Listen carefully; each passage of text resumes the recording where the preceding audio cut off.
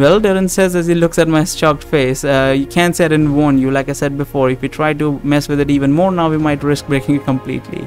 We no longer have any other choice than to wait until we reach Olander and hope that Layla's father can fix this somehow. He spent a lot of time modifying Layla's... Oh, so this game... Oh, I didn't even think of that actually.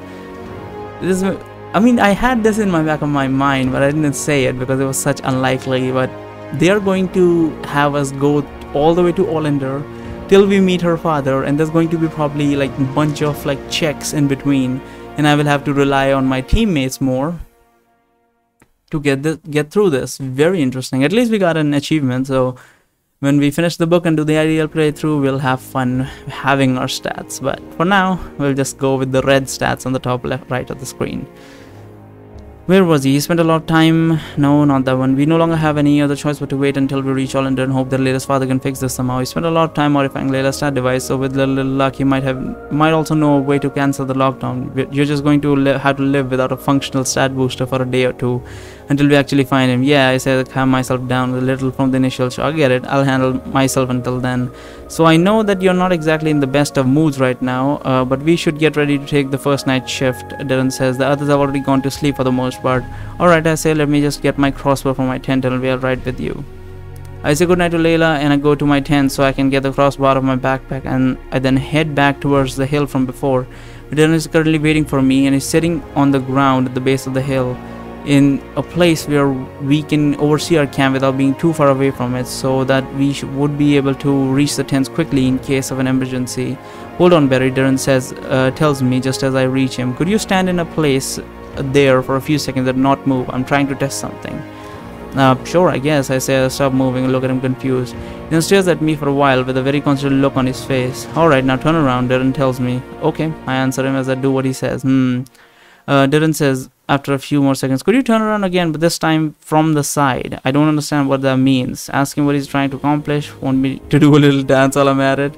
Do what he says. I turn around again, making sure that he has a good view of me from the side this time. After about 10 more seconds, Darren still doesn't seem to have found what he was looking for. Then he makes yet another request to me. Could you turn back to face me again? Darren says. Maybe take 2 steps to the front. Actually, no, forget what I said.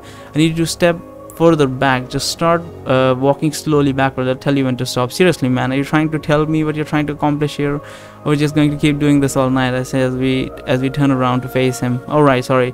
Darren says he realizes how ridiculous this whole situation must have seemed from my point of view. I just started by telling you what was going on. He then pauses for a few while, looking somewhat embarrassed by what he is about to say. I was trying to see if I could detect the fact that you're a Havlasethi just from the flow of your aura, Darren says.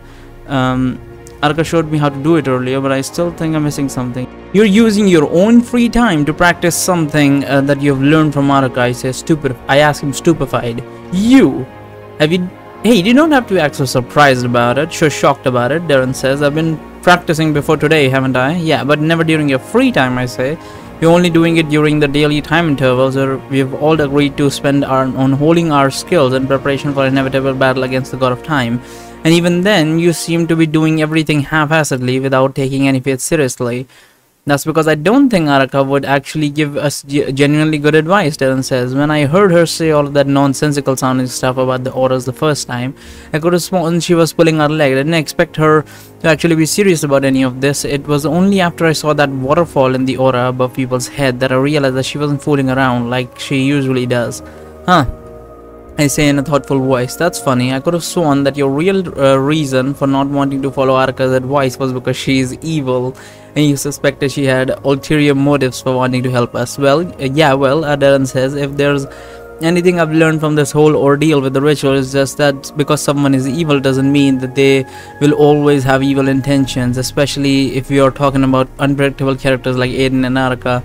Even if they help you completely out of the blue, it might just be something they decided to do on a whim or for a reason that is merely selfish, but not insincere, like how Araka is putting so much effort into this plan simply because the scenario of such a weak group defeating the god of time amuses her.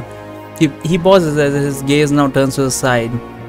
Or Aiden offered to give me the power to save that slave girl simply because he wanted to see me humiliate myself, and not because he had any other ulterior motives, Darren says with a much heavier tone in his voice. I'm not sure if Aiden's only reason was to humiliate you, I say. What do you mean? Darren asked me. What other reason could he have had? Well, I say, I mean, sure, maybe that might have been his goal at first. When you got on your hands and knees, told him you'd do anything you wanted, no matter how humiliating. He didn't ask you anything. He didn't ask anything from you. Remember? Oh, you saw that scene? Darren says, looking somewhat embarrassed. Yeah, now that I think about it, you're right. Now we're just gonna talk about like his ritual, and he's not even gonna be worried like, oh wow, I didn't know you guys were watching or something like that. But okay. When I told him I'd do anything, I thought he'd jump right at the opportunity, but he just gave me the power just like that without asking for anything in return. Actually, no, he did ask for something. He asked me to prove him wrong. What do you suppose he meant by that? He was almost certainly talking about your previous argument with him, I say. Don't you remember when you first met him, you told him that there is still some good worth fighting for, and that as long as you don't give up, you will find a way to right the world's wrongs, and that was what started your whole feud with him. Maybe after he saw you throwing yourself on your hands and knees in front of your worst enemy just for the sake of saving one slave girl, he might have had a slight change of heart when he asked you to prove him wrong. I think he wanted you to show him through your action during this tournament, and there is indeed still hope for humanity, like you said, and that he made a huge mistake by giving up on all humans the way he did. No, Darren says in disbelief. That can't be what he meant. Aiden has lost his humanity a long time ago. He might have had good intentions at some point, but that was hundreds of years ago. You've seen the way he acts. He considers humans to be nothing more than insects. He even said this himself. There's no way he'd be having second thoughts now after all this time. Are you sure about that? I say, because if we were to judge him by how he reacted when I told him I'd save all the cities in Varathia, I'd say the situation might be quite different. I think that deep down he wants to be wrong, but it's way too late for him to turn back now. That's why he's giving us one last chance to do what he couldn't do before everything goes down the drain for good. Oh boy, Darren says. I had completely forgotten about how you said you'd solve all of Varathia's problems by yourself too. Between winning the tournament, killing the god of time, and saving the cities, you sure have a busy schedule ahead of you, don't you, Barry? Hey, you know me, I say, trying to appear as confident as possible. It's all in the day's work. What the hell? Did you hit yourself in the head or something? I could swear that I heard some hesitation in your voice just now. What are you talking about? I say, of course I wasn't hesitating. I never hesitate. Maybe you're the one who hit himself in the head instead of me. Right, Darren says. He looks at me suspiciously.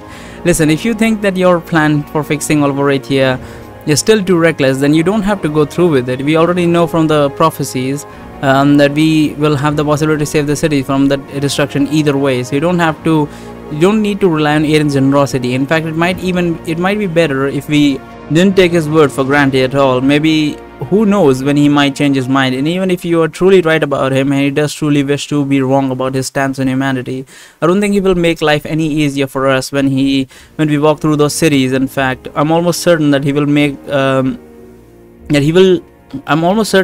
will be doing everything he can to make things as hard as possible for us in order to both test us and amuse himself at the same time. We might be better off just focusing on the prophecy for now and dealing with the cities after one of us gains access to the Magium. You're right, we already have enough things to worry about. I haven't changed my mind. I still want to save the cities before the tournament ends. I actually never wanted to save the cities in the first place. No, that is hilarious actually. Yeah, I'm gonna go with I haven't changed my mind, because that will come along with it. I don't think we'll be able to access Magium without going through Aiden. So yeah, suit yourself, Barry. Darren says. I was just saying that there are other options you can consider if you're starting to get cold feet about this whole thing. Leaving the cities of Varathia aside, I say I think there is more important to discuss things right now is whether you're done with your aura practice yet, because I'm getting kind of tired of just standing here in place. Alright, sorry about that, Darren says. I just need to check up on a few more things, but I'm going to need you to turn around a few more times before I'm done. The flow of your aura is different behind your back from how it is from the front, and it's too difficult for me to make out the difference if I don't see it at the right angle. Alright, well, make sure you hurry up then. I say this is getting a little uncomfortable. After spending 10 whole minutes trying to analyze my aura, Darren finally gave up and said that he would ask Karaka some more questions tomorrow to clarify once more what exactly he was supposed to be looking for. The rest of our night shift was rather uneventful. We mostly just discussed various things about our lives before coming to Varathia in order to pass the time.